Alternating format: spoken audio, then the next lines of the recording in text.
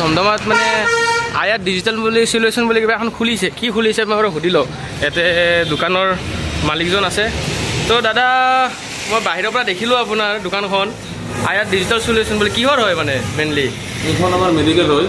এখন কথা আমি ইয়াত মোবাইলৰ ৰিপেয়াৰিং কৰোঁ। আচ্ছা আচ্ছা, মোবাইলত ট্ৰিটমেণ্ট কৰা হয়। আপোনালোকৰ যদি কিবা মোবাইল বেয়া হৈ আছে আমাৰ ইয়াত লৈ আহিব। আমি একদম কম সময়ৰ ভিতৰত তাক জিন্দা কৰি দিম, ভাল কৰি দিম। যিকোনো প্ৰব্লেম 30 মিনিটৰ ভিতৰত আমাৰ ইয়াত ছাৰ্ভিচ পাব। গতিকে আৰু নতুনকৈ আমি খুলিম জাষ্ট যদি আহে আমাৰ ইয়াত আমি বহুত কিবা কিবি অফাৰ ৰাখিছোঁ। আচ্ছা, অফাৰখিনি সুবিধা আপোনালোকে পাব। কি কি অফাৰ ৰাখিছে এতিয়া বৰ্তমান আপোনালোকৰ তাতে? বৰ্তমান আমাৰ ইয়াত ডিছপ্লে চেঞ্জ কৰিলে টেম্পাৰখন আমি ফ্ৰীত দি আছোঁ। আচ্ছা, লগতে আমি এটা হেডফোন দি আছোঁ ফ্ৰীত। লগতে আমি চাৰ্জাৰ কেবলৰ কাৰণে আমি ৱেৰ এডাল দি আছোঁ এনেকুৱা। এইখিনি আমাৰ তাত ফ্ৰী পাব।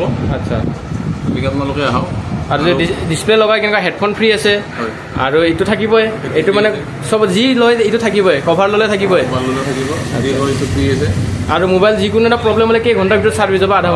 আধা ঘণ্টা পূৰা 20 মিনিটৰ ভিতৰত আমি ছাৰ্ভিচ দিম।